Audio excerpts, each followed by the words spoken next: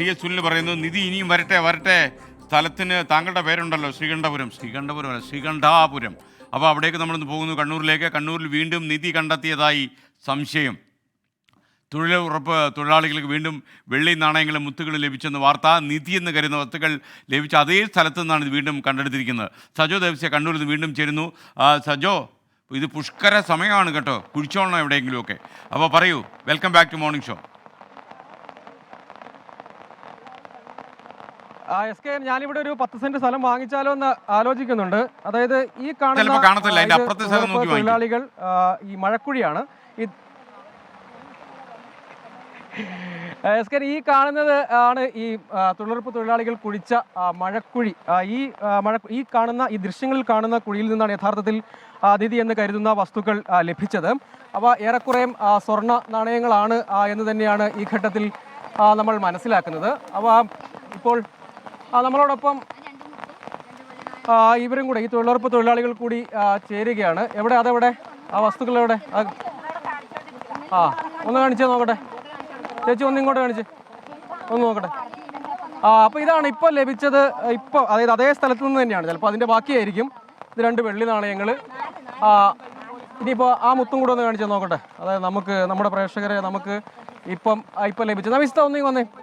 ഇപ്പോൾ ഇത് കിട്ടിയത് നബീസത്ത എന്ന് പറയുന്ന ആൾക്കാണ്. നബീസത്ത ഇത് കണ്ടോ, ഇതാണ് നമ്മുടെ 4 വെള്ളി നാണയങ്ങൾ, സ്വർണത്തിൻ്റെ 2 മുത്തുകളൊക്കെയാണ്.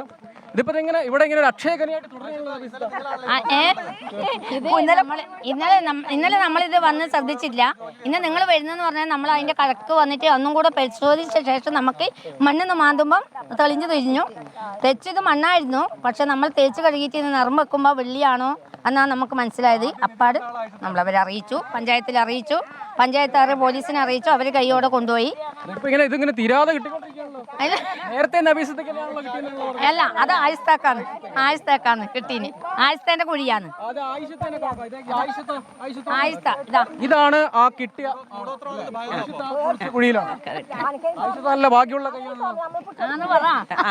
2-3 കുഴിയും കൂടെ അധികം കുഴിക്കണം തോന്നുന്നുണ്ട്. ആ കുഴി വൃത്തിയാക്കാനുണ്ട്. വൃത്തിയാക്കാനുണ്ട് ലേശം സൈഡ് വീണ്ടും കുഴിച്ചാൽ ചിലപ്പോ പറയാൻ പറ്റൂല. ഇന്ന് കിട്ടിയില്ലേ തോന്നല്ലേ, നീട്ടി കുഴിക്കാം. സാധാരണ ഒരു കുഴിയാണ് കുത്തുന്നത് അല്ലേ? 2-3 കൂടുതൽ കുത്തി കഴിഞ്ഞാൽ ചിലപ്പോൾ പറയാൻ പറ്റില്ല. അപ്പൊ നിങ്ങളിപ്പോ സ്വർണ്ണത്തെ കുറിച്ചൊക്കെ അത്യാവശ്യം ബോധ്യമുള്ള ആൾക്കാരാണല്ലോ. ഇത് സ്വർണം തന്നെയാണ് നമുക്ക് നല്ല വിശ്വാസം ഉണ്ട്. എങ്ങനെയാന്ന് തട്ടാൻ്റെ അടുത്തോണ്ട് പോലെ അറിയാം. നമ്മൾ തട്ടാനൊന്നല്ലോ. ഈ നാണയത്തിൽ ചെറിയ എഴുത്തൊക്കെ ഉണ്ട് കേട്ടോ. എനിക്ക് തോന്നുന്നു അറബിക് ലെറ്റേഴ്സ് ആണ് അല്ലേ? ഈ അറബിക് ലെറ്റേഴ്സ് ഒക്കെയാണ് ഇതിൽ കാണുന്നത്. ഞാൻ നോക്കിയിട്ട് ഇവിടെ ഇതിലാണെങ്കിൽ ഒരു ഇംഗ്ലീഷ് ലെറ്ററും അറബിക് ലെറ്ററും ഒക്കെയാണ് ഇതിൽ കാണുന്നത്. ആ ഒരു സ്ഥിതിയാണ് ഇവിടെ ഉള്ളത്. മെമ്പറെ, നമുക്ക് കുറച്ച് കുഴിയുടെ എണ്ണം കൂട്ടിയാലോ? കുഴിയുടെ എണ്ണം കൂട്ടേണ്ടിരുന്നാ തോന്നുന്നു. കുറച്ചും കൂടി നിധി കിട്ടുവാണെങ്കിലേ.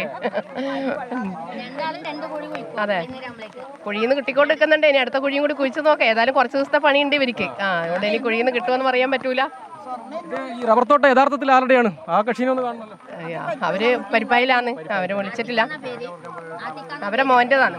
അവര് ഇന്നലെ വൈകുന്നേരം വന്നിനെ. ഇപ്പൊ അവരെ അറിയിക്കാം. പത്മിനി ചേച്ചി എന്ത്? പത്മിനി ചേച്ചി ഇവിടെ? പത്മിനി ചേച്ചി, ഒരു കാര്യം ചോദിക്കട്ടെ. പത്മിനി ചേച്ചിയാണ് ഇവിടെ.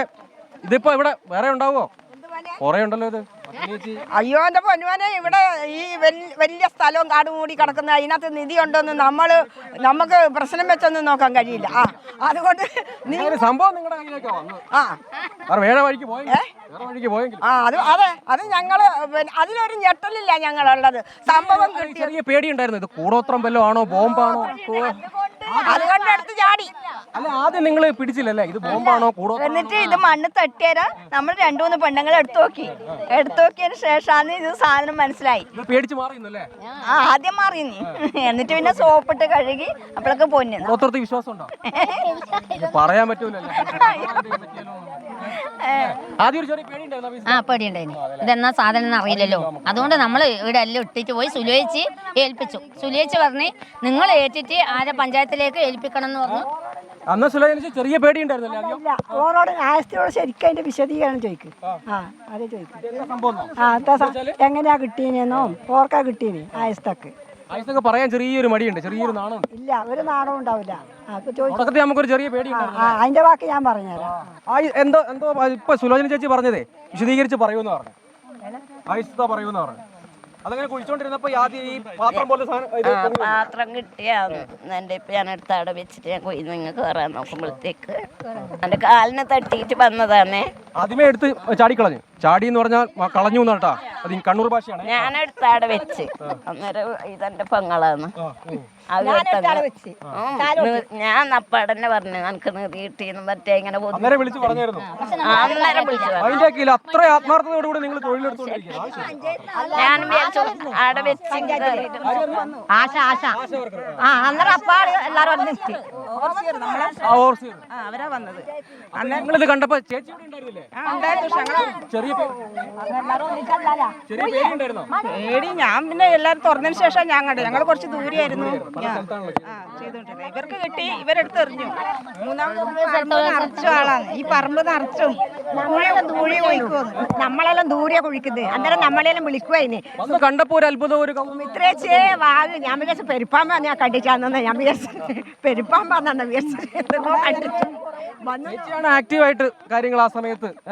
ആ സമയത്ത് ആദ്യം ഒരു പേടിയാണെങ്കിൽ പിന്നെ കണ്ടപ്പോ ഒരു കൗതുകം തോന്നി. നമ്മളെല്ലാം പൊറുക്കിയെടുത്ത് കയ്യിലിട്ട് ആ വീട്ടിൽ കൊണ്ടുപോയി കഴുകി സോപ്പിട്ട് കഴുകി കോർത്ത് നമ്മൾ കയ്യിൽ വെച്ച് ഫോട്ടോ എടുത്ത് ഇവർ കഴുത്തിൽ വെച്ച് അങ്ങനെയുള്ള കോർത്ത് നോക്കിയല്ലേ? മാലയായിട്ട് കോർത്ത് നമ്മള്. അപ്പൊ ഇതാണ്, അതായത് ഒരിക്കൽ കൂടി യഥാർത്ഥത്തിൽ ആ ഭാഗ്യമുള്ള കുഴി കാണിക്കാം. അതായത് ഇതാണ് ആ കുഴി. അതായത് ഇത് മഴക്കുഴിയാണ്, ഇതൊരു റബ്ബർ തോട്ടമാണ്. മഴക്കുഴി എന്ന തൊഴിലുറപ്പ് പദ്ധതിയുടെ പ്രൊജക്ടിന്റെ ഭാഗമാണ്. അവിടെ മഴക്കുഴി എടുക്കുക എന്നതാണ് ഇവരുടെ പദ്ധതി. അതായത് ഈ തൊഴിൽ പദ്ധതി, ഈ തൊഴിൽ ദിനങ്ങൾ നൽകുന്നത് ഈ മഴക്കുഴിക്ക് വേണ്ടിയാണ്. അവിടെ ഇങ്ങനെ കുഴിച്ചുകൊണ്ടിരിക്കുമ്പോൾ ഏതാണ്ട് ഒരു 3/4 അടിയൊക്കെ കഴിഞ്ഞപ്പോഴത്തേക്കും ഈ പാത്രം കിട്ടുന്നു. അതൊരു ഓട്ടുപാത്രം എന്ന നിലയ്ക്കാണ്.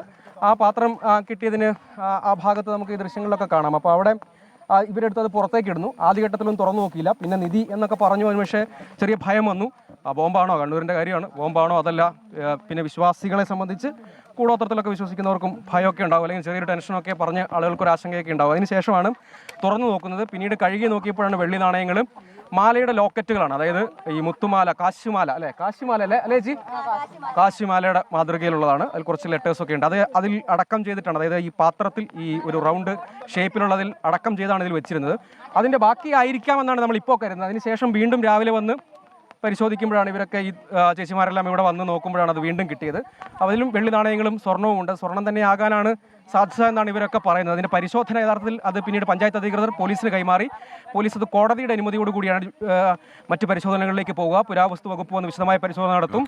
അപ്പോൾ അതിൻ്റെ മൂല്യം, അപ്പോൾ ഇതിൻ്റെ മാറ്റ് നോക്കണം, സ്വർണം തന്നെയാണോ വെള്ളിയാണോ. ആ പരിശോധനകൾ നടക്കുകയാണ്. Scan. Okay, thank you Saju Devasya. അവിടെ ഇനിയും കുഴിച്ചാൽ നിധി കിട്ടുമെന്ന് ചോദിച്ചാൽ അവിടെ തന്നെ കൂടണ്ട. മറ്റു ഭാഗങ്ങളിൽ മഴ പെയ്യുന്നുണ്ട് കാര്യമായിട്ട്, അവിടേക്ക് നീങ്ങിക്കോളൂ. Thank you Saju Devasya. കണ്ണൂർ വീണ്ടും നിധി കിട്ടിയോ എന്ന സംശയമുണ്ട്. എന്തായാലും ഈ തൊഴിലുറപ്പ് തൊഴിലാളികൾക്കാണ് ഇതെല്ലാം നിധി കുംഭങ്ങളൊക്കെ കിട്ടിക്കൊണ്ടിരിക്കുന്നത്. കണ്ണൂർക്കാരൊക്കെ ഭാഗ്യവാന്മാരും ഭാഗ്യവതികളും ആയി മാറിക്കൊണ്ടിരിക്കുന്നു വേണം കരുതാൻ.